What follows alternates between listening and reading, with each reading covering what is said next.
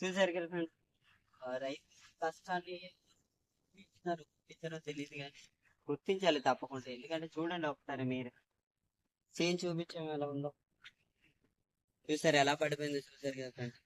అలాగే ఏదో ఒక ఇబ్బంది అటు సైడ్ మొత్తం మొత్తం అలాగే పడిపోయినాయి. అలాగే చూసారా, ఈ కొయ్యడానికి కుదరదు, పాడైపోద్ది. పంట మొత్తం పాడైపోద్ది అనమాట. ఈ పాడైపోయిన ఈ కొయ్యాలంటే ఎంత ఇబ్బంది పడ.